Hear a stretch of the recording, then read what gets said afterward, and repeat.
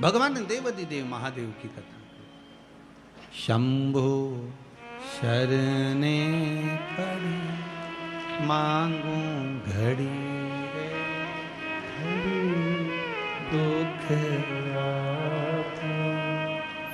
दया करी।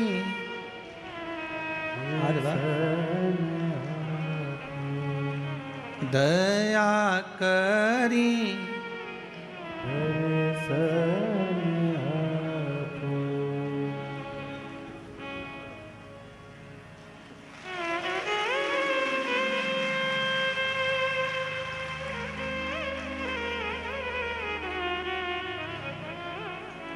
शंभो शरणे पड़ी मांगू घड़ी है दुख दया करी ने दया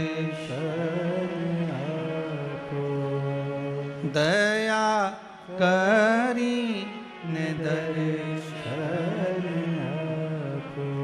हर हर महा। भगवान शिव की कथा कर रही है, ओगड़दानी शंभू की कथा कर रही है। देवर्षि नारद के शब्द सुनकर भगवान विष्णु की आंख में जल भर गए। नारद अपनी गति तो बिगाड़ी बिगाड़ी, मेरी भी गति आपने बिगाड़ दी। और देवर्षि नारद रास्ते में से गए, वहां एक कन्या के स्वयंवर में पहुंच गए। सील निधि राजा की कन्या का स्वयंवर था, वहीं पर भगवान से रूप मांगा, बंदर का मुख लग गया और देवर्षि नारद का अभिमान टूटा। जाकर चंद्रभागा नदी के तट पर देवर्षि नारद ने तप साधना करी। कौन सी नदी पर पहुंचे? चंद्रभागा। पूरे भारत की भूमि पर केवल, पूरे भारत की भूमि पर एक मंदिर भगवान विष्णु का ऐसा है जहां भगवान नारायण के सिर पर शिवलिंग है। भगवान विष्णु के सिर पर शिवलिंग है, वो एक ही भूमि है, वो है पंढरपुर। चंद्रभागा नदी का तट, पंडरीनाथ जी का मंदिर, हरि विठ्ठल के मस्तक पर शिवलिंग विराजमान। जैसे शिवलिंग का पूजन करते हो, जलाधारी वगैरह सब है, ऐसी पंडरीनाथ हरि विठ्ठल के सिर पर शिवलिंग, जलाधारी सब विराजमान। पूरी भारत की भूमि पर एक ही मंदिर। चंद्रभागा के तट पर देवर्षि नारद ने तप करा। शंकर भगवान से विनती करी, भोलेनाथ आइए। तब बाबा विश्वनाथ भगवान शंभु ने आकर दर्शन दिया। मांगो क्या चाहिए? भगवान नारायण भी सामने आकर खड़े हो गए। प्रभु आपको मेरे मंदिर में प्रवेश करना है। भगवान कहे इतनी भीड़ कैसे आऊंगा? भगवान नारायण ने अपने मस्तक पर भगवान शंकर को विराजमान कर लिया।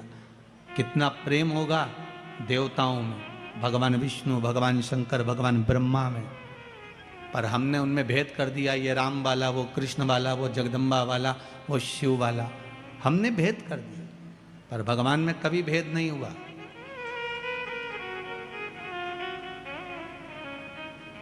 भगवान में कभी भेद नहीं,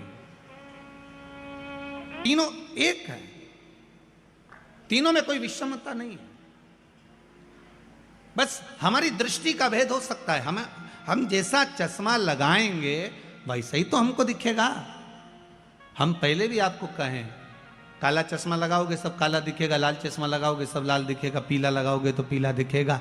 कामी को कामी नजर आता है, अहंकारी को अहंकारी नजर आता है, तृष्णावान को तृष्णावान नजर आता है, साहूकार को साहूकार नजर आता है, बेईमान को बेईमान नजर आता है, ईमानदार को ईमानदार नजर आता है, धर्मात्मा को धर्मात्मा नजर आता है, पुण्यात्मा को पुण्यात्मा नजर आता है, संत को संत, भगवंत को भगवंत नजर आता है, साधु को सब साधु नजर आते हैं। आपकी दृष्टि जैसी होगी, सामने की सृष्टि वैसी ही नजर आएगी। संत तुकाराम जी को रात्रि में नींद नहीं आ रही थी, दरवाजे के बाहर जाकर बैठ गए थे।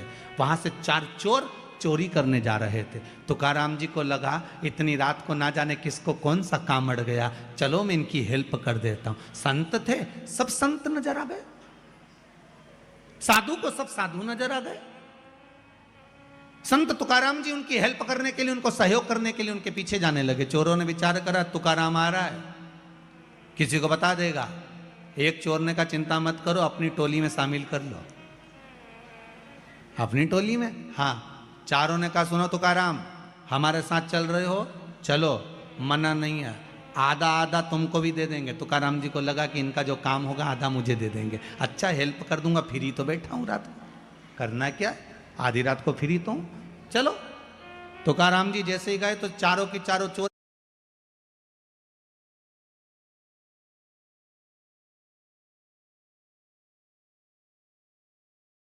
एक सेठ जी के घर में घुसने लगे, प्रवेश करने लगे।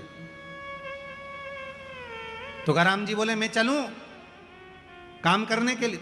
इतने में चोर बोले तुम नए नए हो, तुमको मालूम नहीं है, तुम यहाँ खड़े रहो, अभी आधे घंटे में हम बाहर आ रहे हैं, तुम्हारा हिस्सा तुमको देंगे। तुकाराम जी को लगा कि काम का हिस्सा है, मुझे देंगे। अब ये चोर तो अंदर गए, 1 घंटा हो गया निकल के नहीं आए, 2 घंटे हो गए नहीं आए। तुकाराम जी को लगा कि ये वही सेठ जी का घर है जहाँ रोज शिव महापुराण की कथा होती थी, ये वही सेठ जी का घर है जहाँ रोज रामायण गीता होती, भगवान का भजन होता। ये चारों की चारों तो भजन में बैठ गए और मुझे यहाँ छोड़ गए, मैं भी कितना पागल कि यहाँ खड़ा हूँ, अंदर जाता हूँ। और संत तुकाराम जी जैसे ही अंदर गए, अंदर जाकर उन्होंने जो भगवान का दर्शन करा, एक फोटो दिख गया उनको, फोटो में हरि विठ्ठल दिख गए। तुकाराम जी ने जेब में से करताल निकाली, निकालते से बजाने लगे विठ्ठल विठ्ठल विठ्ठल। जैसे ही करने लगे, चारों की चारों चोरों ने सोचा तुकाराम अंदर आ गया, चारों कोई पलंग के नीचे, कोई ऊपर छुप गए। इतने में सेठ जी के नेत्र खुल गए, सेठ जी बाहर आए, गुरुदेव आप आए हो? जिस गुरु को बुलाने के लिए मेरी जिंदगी लग गई, वो गुरु आज तक मेरे घर पर नहीं आया, आज आधी रात को मेरा गुरु मेरे दरवाजे पर आया। गुरुदेव आप आए हो, मैं अभी पानी लेकर आता हूं। और सेठ जी भागे पानी लेने के लिए, पानी लेने जैसे सेठ जी गए वैसे ही वापिस लौट कर आ गए, पानी नहीं लाए। और लेने गए थे पानी, वापिस आए और आते से पूछा गुरुदेव आप तो कभी अकेले नहीं जाते थे, आज अकेले कैसे आ गए गुरुदेव? संत तुकाराम जी बोले कौन बोलता है अकेले आए, 2 पलंग के नीचे 2 ऊपर हैं, कहा किसने कि अकेले आए? 2 नीचे 2 ऊपर। चोरों ने सोचा ये तो जूते खिलवाएगा, अब तो निकलो बाहर। चारों बाहर निकल के तुकाराम जी के पास खड़े हो गए। सेठ जी गए जल लेने, पानी पिलाया, अंदर गए श्रीफल लाए 5 माला लाए, 5 स्वर्ण की मुद्रा लाए, 5 को दी, प्रणाम करा। प्रणाम कर कर तुकाराम जी से कहा गुरुदेव ऐसी कृपा और करना, आते रहना। तुकाराम जी बोले वो तो इनकी कृपा है जो हम यहाँ आ गए, नहीं तो हम कैसे आते। इतने में तुकाराम जी वापस बाहर निकलने लगे। सेठ जी ने चारों चोरों के चरण पकड़ लिए, भैया बड़ी करुणा करी आपने जो हमारे गुरुजी को लेकर आ गए। इतने में चोरों की आंखों से जल बह रहा था। बाहर निकलकर संत तुकाराम के चरण चोरों ने पकड़ लिए और कहा गुरुदेव जब जब पकड़ाते थे जूता खा कर आते थे, आज जिंदगी में पहली बार पकड़ाए, गले में माला पहनकर आए हैं, बड़ी कृपा है आपकी। इतने में तुकाराम जी ने कहा सुनो, संतों के पीछे चलोगे तो माला ही मिलेगी, और कामियों के पीछे चोरों के पीछे चढ़ोगे तो जूते की माला ही मिलेगी। ये संत साधु सन्यासी तपस्वी साधक उपासक भगवंत जितने हैं, इनके पीछे चलने पर, भजन में जाने पर, कीर्तन में जाने पर, नाम स्मरण करने पर, भगवान की भक्ति में डूबने पर जो मिलता है वो दुनिया में किसी को नहीं मिल सकता। वो सुख है, वो सुख है।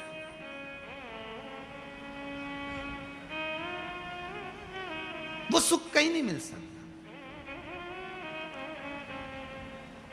मैं कहने में पीछे नहीं हटूंगा। आदरणीय श्री कैलाश जी विजयवर्गीय जी विराजमान हैं, कहीं मेंदोला जी भी बैठे होंगे, श्रीमय जी मेंदोला। कहने में पीछे नहीं हटूंगा। आपके क्षेत्र के जितनी भी विधानसभाएं होंगी इस इंदौर क्षेत्र के अंतर्गत, कहीं भोजन भंडारे और कथा भागवत इतनी होती कि नहीं होती, वैसे तो बहुत कम सुनने को मिलती है, पर आपका जो क्षेत्र है, जिस क्षेत्र के अंतर्गत कथा चल रही है, इस क्षेत्र के अंतर्गत जिस व्यक्ति से पूछो वो एक ही बात कहता है कि हमारे क्षेत्र के जो विधायक हैं और आदरणीय कैलाश जी हैं या रमेश। अच्छा एक बात और बड़े प्रेम से बोलते हैं, दादा हैं तो वो जो कथा करवाते हैं, जो कथा के बाद में या अन्य समय पर कथा नहीं भी होती, भोजन भंडारे जो होते हैं बड़े सादगी पूर्ण होते हैं। और उस सादगी पूर्ण भंडारे में एक भंडारे ने विश्व रिकॉर्ड तोड़ा है। हमें तो उस भंडारे में नहीं पहुंचा था, पर खबर पूरे भारत में है। वो है पितृ पर्वत पर श्री हनुमान जी के विराजमान होने का। उस भंडारे ने शायद विश्व रिकॉर्ड तोड़ दिया, सारे रिकॉर्ड तोड़ दिए। और एक ऐसा तीर्थ इंदौर नगर को दिया है, जीव रहे ना रहे, हम रहे ना रहे, परंतु वो तीर्थ अजर और अमर हो गया। ऐसा तीर्थ आदरणीय श्री कैलाश जी विजयवर्गीय जी ने, मेंदोला जी ने और इनके साथ की जो टीम है उसने जो प्रदान करी है, उसके लिए बहुत बहुत साधुवाद है। वो बहुत बहुत अच्छी एक पहल और एक आनंद है। बाबा की कृपा सुख देने के लिए। और हो संतों के पीछे चलना। तुकाराम जी की कथा कहती है, यहां भगवान विष्णु का चरित्र कर रहा है। देव ऋषि नारद का अभिमान तोड़ दिया गया। भगवान नारद जी का अहंकार था, अभिमान था, वो टूट गया। बानर का जो मुख लगा था वो छूट गया, भक्ति में लीन हो। शिव की भक्ति साधारण नहीं है।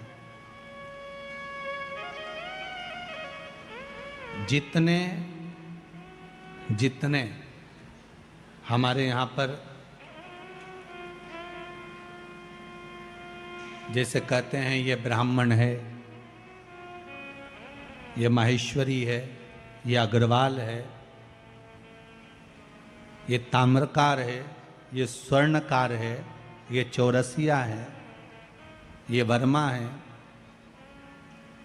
जैसे हमारे यहाँ कहते हैं ये सेन है, ये चर्मकार है, ये दर्जी समाज से है।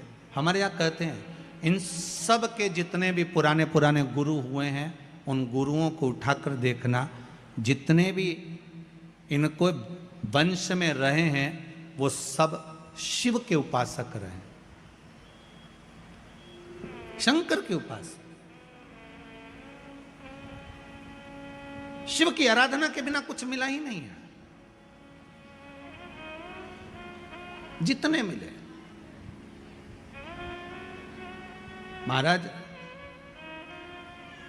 भगवान राम जी के दो पुत्र लव और कुश, भगवान कुश की 34वीं पीढ़ी में, भगवान कुश की 34वीं पीढ़ी में श्री अग्रसेन महाराज का जन्म हुआ था, जिससे अग्रवाल समाज की वंश की उत्पत्ति माना गया। 34वीं पीढ़ी में। और श्री वल्लभ सेन जी जो श्री अग्रसेन जी महाराज के पिता हैं, वल्लभ सेन जी, उनकी जो धर्मपत्नी थी भगवती देवी जी, विदर्भ की थी। विदर्भ से दो माताएं हमारे यहाँ आई थी, एक सूर्यवंश में, एक चंद्रवंश में। सूर्यवंश में वल्लभ सेन जी की जो धर्मपत्नी है वो विदर्भ की है भगवती माता जी, और विदर्भ से ही श्री रुक्मणी माता जी जो भगवान कृष्ण की धर्मपत्नी है। ये दो विदर्भ से आई।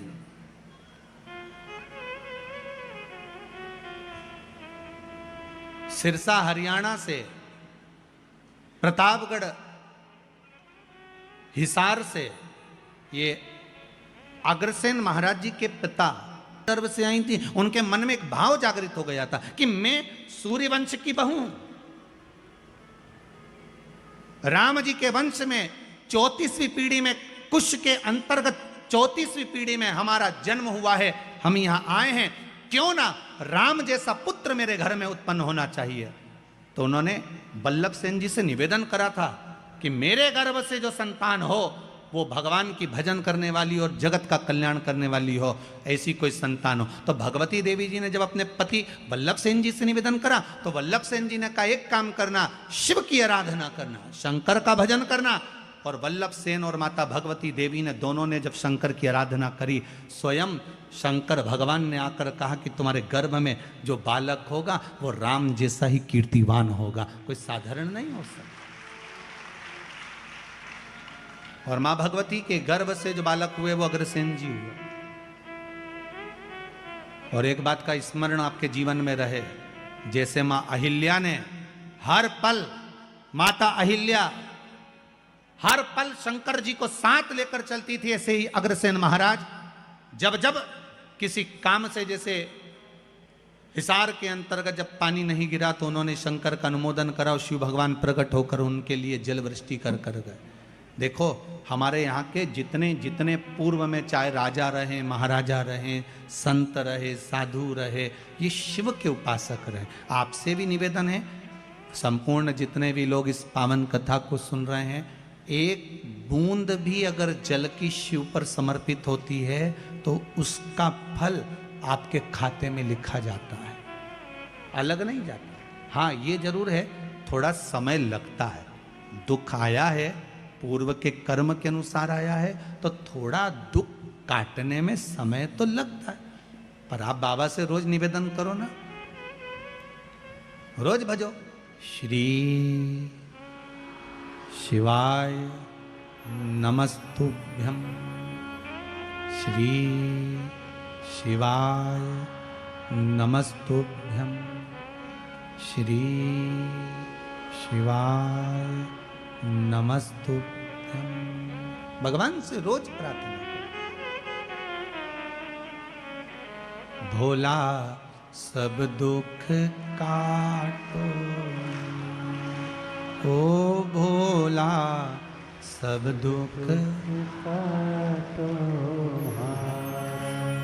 शिव शंकर जपूं तेरी माला, भोले बाबा जपूं तेरी माला, भोला सब दुख काटो मारा, ओ भोला सब दुख काटो मारा। भगवान देव ऋषि नारद का अहंकार गया, समय आया, ब्रह्मदेव से भगवान नारायण ने कहा, ब्रह्मा जी आप सृष्टि की लीला आगे बढ़ाओ। ब्रह्मा जी सृष्टि की लीला आगे बढ़ाने वाले थे, तो ब्रह्मा जी के मन में एक भाव उत्पन्न हो गया। ब्रह्मा जी ने कहा देवाधिदेव महादेव के लिए संशय